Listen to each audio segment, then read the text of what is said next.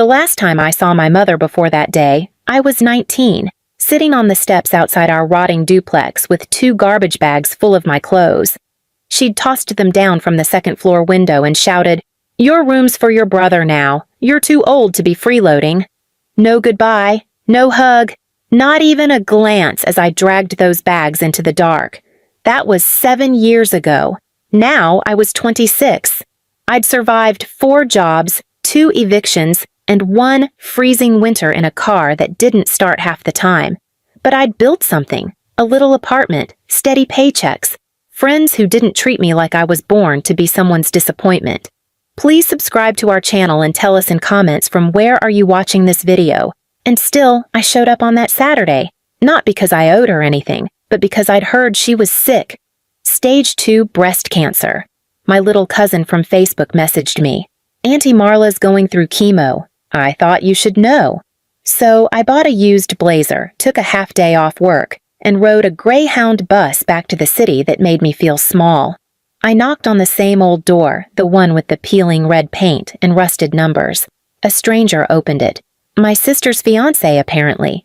He looked me up and down like I'd brought lice with me. "Who are you?" "Delaney," I said. "Marla's daughter." He blinked.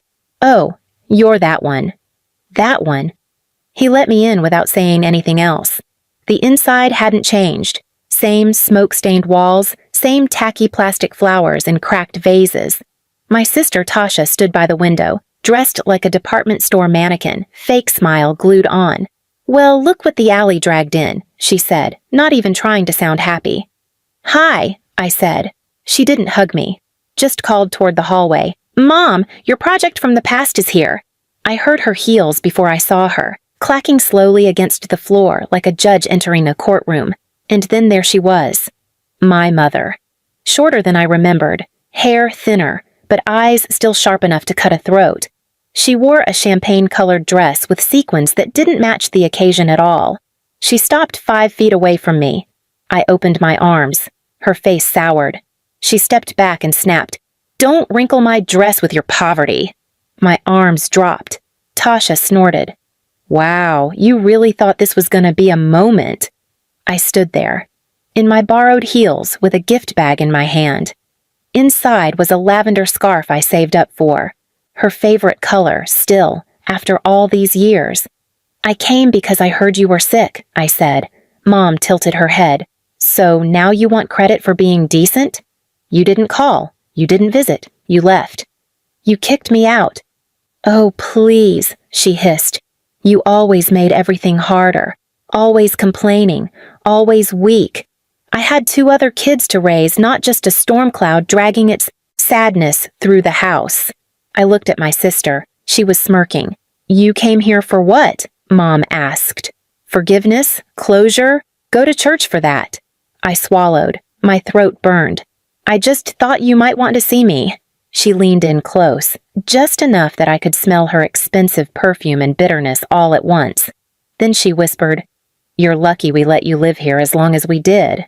Trash gets taken out eventually." I didn't move. I didn't cry. I just put the scarf bag on the side table. "That's all," I said. "That's all I needed to hear." Then I walked out, but not away, because they thought that was the end of me. It wasn't. It was the start. I didn't cry until I reached the end of the block, and even then, it wasn't the kind of cry I'd felt before. It wasn't grief. It was fury with nowhere to go. I sat at the bus stop, knees shaking, clutching the empty gift bag like it still had something valuable inside. People passed me like I was invisible, a girl with cracked heels, red eyes, and nothing left to prove. But something changed in that moment. The silence I'd carried for years cracked open. They wanted me small, forgotten, ashamed of surviving, but I was done playing poor. That night, I opened a new notebook and made 3 lists. 1. What they said I was. 2. What I actually am. 3. What they would lose next. I didn't have rich friends. I didn't have a trust fund or connections or power. But I had something they didn't expect. Time, memory, and receipts. The first thing I did was apply for my birth certificate and dig into every financial document I could request. Turns out, when I was 17, my mom took out a loan under my name, a small one from a shady lender. That's why my credit was garbage when I tried to rent my first apartment. She never paid it back. She'd stolen from me before I even knew what credit meant. I filed a fraud report and got it wiped. That wasn't revenge. That was reclaiming what was mine. Then came phase 2. My sister Tasha was planning a wedding, a big one. The same cousin who messaged me about mom's cancer sent me a group invite. Dress code, gold and navy. Venue, the Royal Oak Grand. I clicked going. No one noticed, and I watched the posts pile up. Cake tastings, venue visits, engagement photos in fields of sunflowers, Mom and Tasha in matching robes for the bridal shower. I knew what I looked like to them, a broke, forgotten mistake. So I let them believe it. What they didn't know? I'd been promoted twice in the last 2 years, quietly, silently. I was now assistant to a director at a private grant foundation that funded small nonprofits, including struggling family businesses. 3 weeks before the wedding, I came across a request that stopped me cold. Applicant name, Daniel and Marla's Catering Services, my mom and stepdad. Apparently they were trying to rebrand the side hustle, the one they used, to make us work at every summer and get funding for community enrichment. Their proposal used stock photos and buzzwords, but their name was real, and their request landed on my desk. I didn't reject it. I didn't flag it. I did something worse. I passed it to our compliance team. Turns out their tax filings were a mess. No food license renewal since 2019. Employees listed who hadn't worked in years. One of them? Me. I wasn't cruel. I didn't report them. I simply did what the job required. Followed protocol.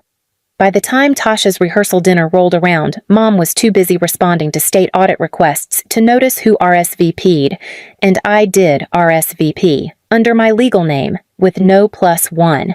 I didn't plan to cause a scene. I didn't even plan to stay. I just wanted to see it, to watch the way they all smiled without me, to feel, for one final time, how deeply they believed I was nothing. I wore a simple black dress, clean, tailored, my own money, my own shoes. When I walked into that hall, heads turned, not because I was beautiful, because I was unfamiliar. My sister didn't recognize me at first, neither did Mom. But then Mom's eyes narrowed. "You're not supposed to be here," she hissed. "I RSVP'd," I said calmly. "Didn't you check the list?" "You're doing this to ruin her day. You always do this. Always jealous." Tasha walked over in her satin dress and glitter heels, looked me dead in the face and said, "You have 60 seconds before I get security." I smiled. "Then let's make them count." I opened my clutch and pulled out a small folded letter. Not dramatic. Just a printed copy of the compliance investigation alert. Marked, confidential, for applicant only. "You'll want to read this before Monday," I said, sliding it across the tablecloth. "Wouldn't want any distractions during your wedding week." Mom picked it up with trembling fingers. "What is this?" I turned to leave. Behind me, I heard her gasp. Tasha grabbed the paper. "What the hell is this? What did you do?"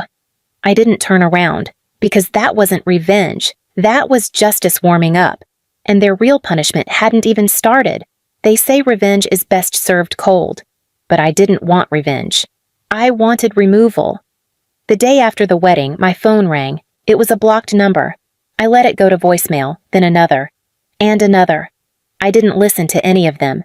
I already knew what they were calling about. The audit hit faster than expected. The funding team froze their application, and a red flag was sent to the state licensing board. That led to a full inspection of their so-called family catering business.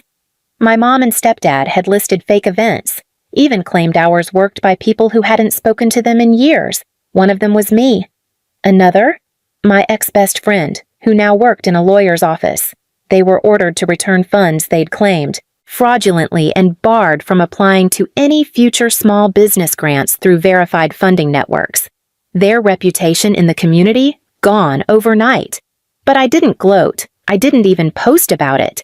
Instead, I walked into work that Monday with a new application in hand. Not for them, but for a struggling single mother trying to open a real bakery in the same neighborhood.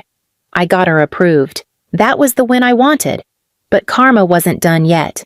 2 months later, I got another call. This one wasn't blocked. It was my dad, my real dad, the one who left when I was 9 and never called again. "I heard what happened to your mom," he said. "Thought maybe we could talk." I laughed. "You all come crawling when the meal's gone cold." "I just think you need family." I paused. "You're right. I do need family. That's why I'm building one that starts with me, not ends with you." I hung up. That was the day I took the last photo off my shelf. An old cracked frame of me and Mom at a school play. I finally threw it away. No nostalgia, no music swelling, no tears. Just peace. I changed my number. I moved apartments. Nothing fancy. Just something with sunlight, space, and silence. And then, one morning, months later, I got an envelope in the mail. No return address, no note inside, just a check. $76.32, the exact cost of the dress I'd worn to her wedding. I flipped it over. In Mom's handwriting, "This is what you're worth. Hope it buys your pride." I smiled. I walked to the corner, folded the check in half, and slid it into the hands of a homeless teenager sitting with a cardboard sign. He looked up, confused. "Why?" "Because someone once told me that's all I was worth. Now it's theirs to prove them wrong." He blinked, then tucked it into his jacket. I walked away, never turning back. The people who treat you like poverty? Let them rot in their luxury.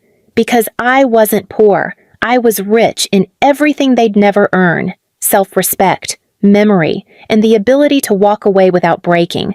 Let them keep their dresses clean. I'll keep my soul intact. Please subscribe to our channel and tell us in comments from where are you watching this video.